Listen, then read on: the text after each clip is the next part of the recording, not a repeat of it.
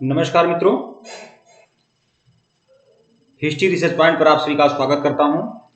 NCERT history class 12 की टेस्टरी चल रही है। एनसीईआरटी हिस्ट्री क्लास 12 की टेस्टरी चल रही है और यह टेस्टरी संख्या 13 है मित्रों।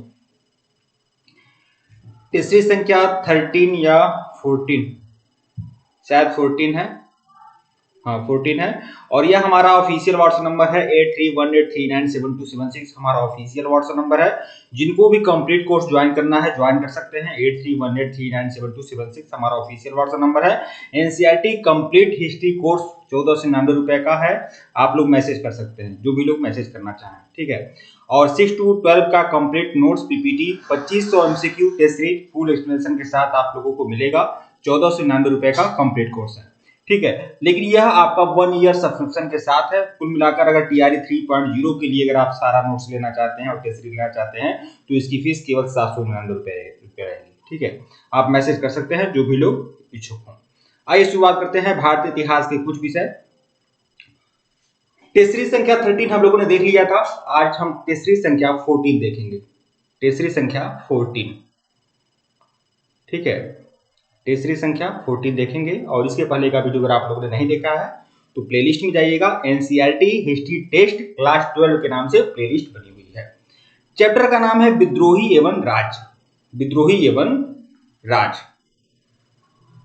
टेस्टरी संख्या 14। आइए शुरुआत करते हैं।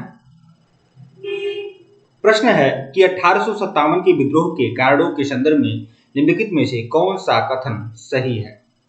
1857 के विद्रोहों के संदर्भ में निम्नलिखित में से कौन सा कथन सही है।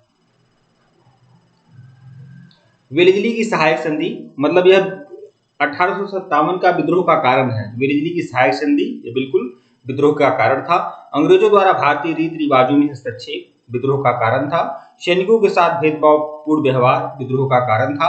चर्बी वाले कारतूस का प्रयोग विद्रोह का कारण था। तो 1 2 3 4 मतलब विकल्प डी आपका सही है। व्याख्या देख लीजिएगा। उपयुक्त सभी कारण 1857 के विद्रोह के संदर्भ में सही हैं। 1857 के विद्रोह को जन्म देने वाले कारणों में से राजनैतिक, सामाजिक, आर्थिक और धार्मिक कारण प्रमुख थे।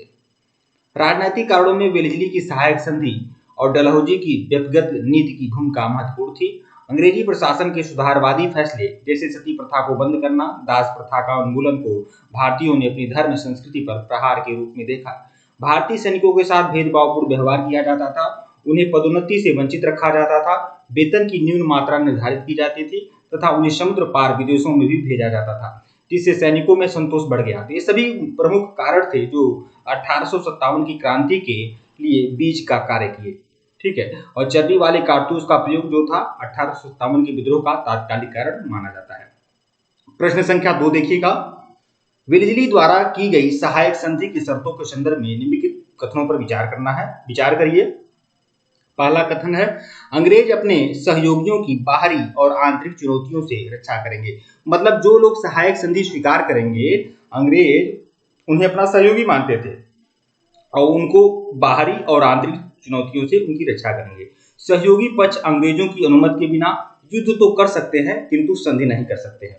तो यह आपका गलत कथन है, ठीक है। सहयोगी पक्ष जो है अंग्रेजों की अनुमति के बिना न युद्ध कर सकते थे और न ही संधि कर सकते थे, ठीक है। सहयोगी पक्ष के भूक्षेत्र में एक सैनिक टुकड़ी भी रखी जाती थी। मतलब जो लोग सहायक संधि स्वीकार करते थे उनको एक अंग्रेजी रेजिमेंट अपने वहां रखना पड़ता था और उसका खर्च भी देसी राज्य ही उठाते थे। तो यह भी कथन सही है। कौन सही है? 1 सही है और 3 सही है। 2 आपका गलत है, क्योंकि सहयोगी पक्ष अंग्रेजों की अनुमति के बिना न तो युद्ध कर सकते थे न तो संधि कर सकते थे।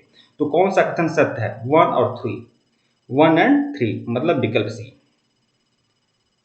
वेलेजली द्वारा की गई सहायक संधि की शर्तें निम्नलिखित थी। तो देखिए, अंग्रेज अपने सहयोगियों की बाहरी और आंतरिक चुनौतियों से रक्षा करेंगे, अतः कथन 1 सही है। सहयोगी पक्ष न तो किसी शासक के साथ संधि करेगा और न ही अंग्रेजों की अनुमति के बिना किसी युद्ध में हिस्सा लेगा। सहयोगी पक्ष के भूक्षेत्र में एक सैनिक टुकड़ी तैनात रहेगी और सहयोगी पक्ष को उसके रखरखाव की जिम्मेदारी लेनी पड़ेगी। अगला प्रश्न देखिएगा। 1857 के विद्रोह के संदर्भ में निम्नलिखित कथनों पर विचार करना है। अवध में विद्रोह सबसे लंबे समय तक चला। तो बिल्कुल 1857 के विद्रोह में जहां भी विद्रोह हुआ उसमें सबसे ज्यादा लंबे समय तक जो विद्रोह हुआ था, चला था, वह अवध में चला था, अवध में। ठीक है। पंजाब इस विद्रोह का सक्रिय केंद्र था। तो ये बातें बिल्कुल गलत है भैया, पंजाब इस विद्रोह का सक्रिय केंद्र नहीं था। 1857 के विद्रोह का सक्रिय केंद्र जो था वह दिल्ली था, न कि पंजाब। ठीक है, तो यह तो आपका सही है। ठीक है, लेकिन बी दो जो, जो यह वन कथन सही है लेकिन टू कथन गलत है आपका। ठीक है, उपरोक्त में से कौन सा कथन सत्य है? तो केवल एक, विकल्प ए। व्याख्या देख लीजिएगा। अवध में विद्रोह सबसे लंबे समय तक चला। अवध में विद्रोही ग्रामीण थे। ये लोग क्षण भर में इकट्ठा होते थे और क्षण भर में लुप्त हो जाते थे। इनमें ग्रामीणों की संख्या भी अधिक थी और उनके पास हथियार भी पर्याप्त मात्रा में थे। अतः कथन एक सत्य है। 1857 के विद्रोह में पंजाब ने भागीदारी नहीं की, इसलिए दिल्ली के विद्रोह को दबाने के लिए कार्रवाई पंजाब से दिल्ली की ओर हुई थी। अतः कथन दो असत्य है। प्रश्न 5 देखिएगा। 1857 के विद्रोह के दमन के संदर्भ में कौन सा क्रम सही है? मतलब कहां पर सबसे पहले 1857 के विद्रोह का दमन किया गया? तो सबसे पहले विद्रोह दबाया गया था मेरठ का, फिर उसके बाद दिल्ली का, उसके बाद कानपुर का, उसके बाद लखनऊ का, उसके बाद झांसी का। यह क्रम आपका सही है, विकल्प ए। अंग्रेजों द्वारा 1857 के विद्रोह का दमन सही क्रम क्या है? मेरठ, दिल्ली, कानपुर, लखनऊ और झांसी। प्रश्न संख्या 6 देखिएगा। निम्नलिखित युग्मों में से कौन सा सही सुमेलित है? चित्रकार और चित्र। ठीक है, फेलिस विएतो के चित्र जो हैं वह है सिकंदराबाग यह आपका चित्र है। फेलिस विएतो के द्वारा सिकंदराबाग बनाया गया था चित्र। ठीक है। टॉमस जोन्स वार्कर ने द रिलीफ ऑफ लखनऊ।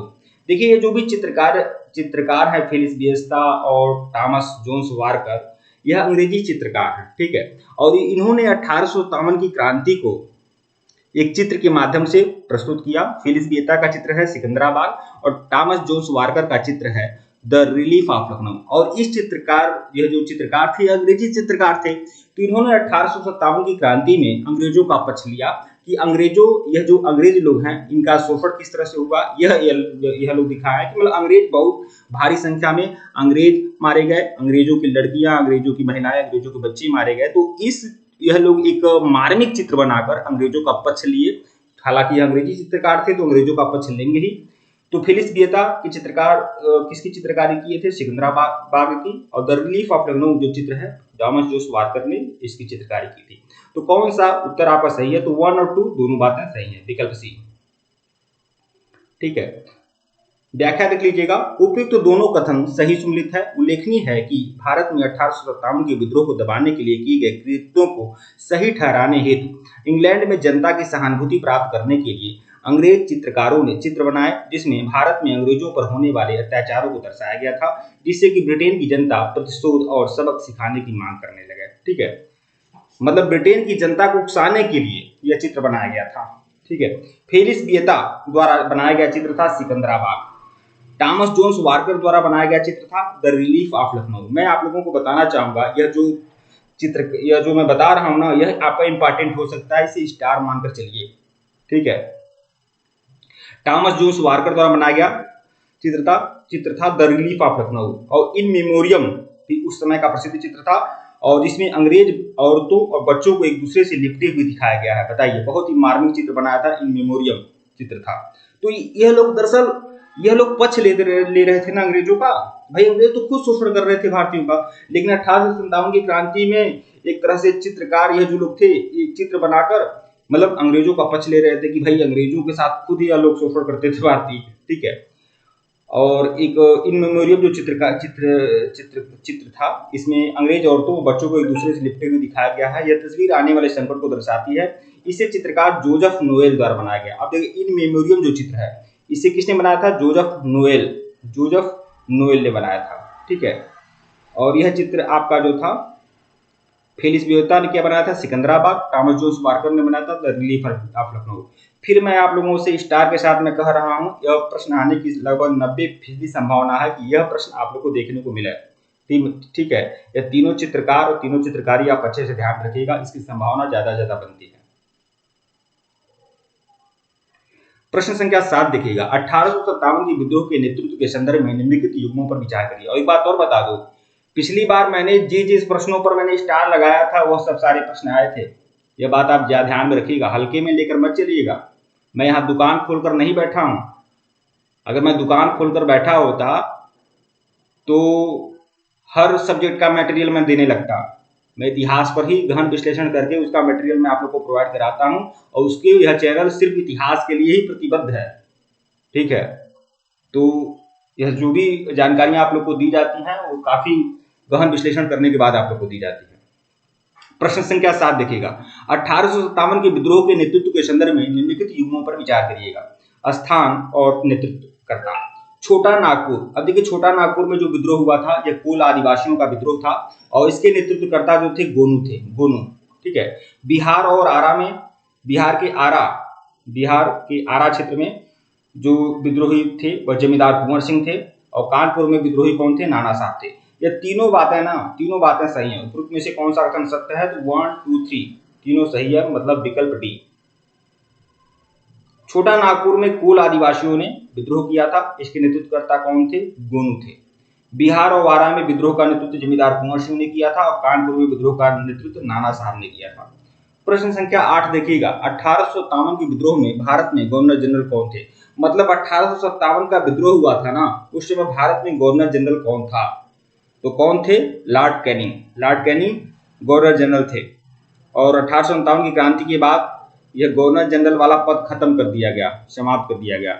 इसकी जगह पर कौन सा पद आ गया? वायसराय का पद आ गया।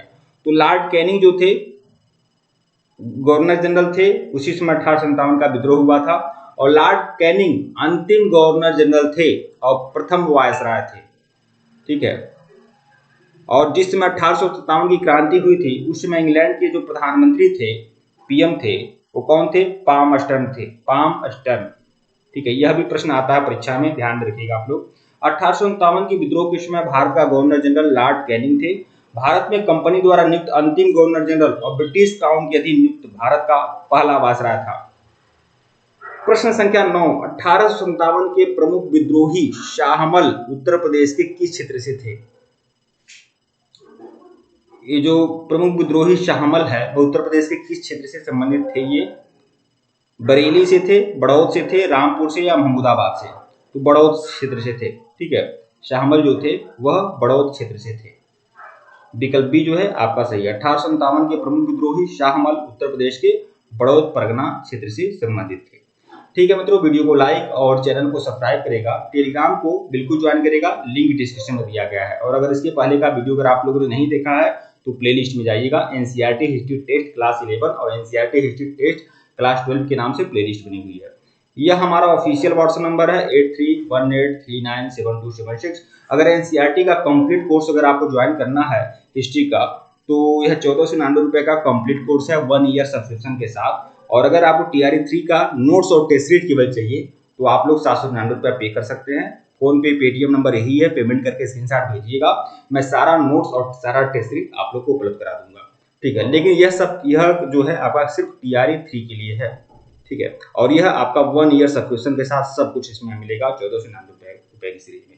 ठीक है मित्रों, धन्यवाद आप लोग को।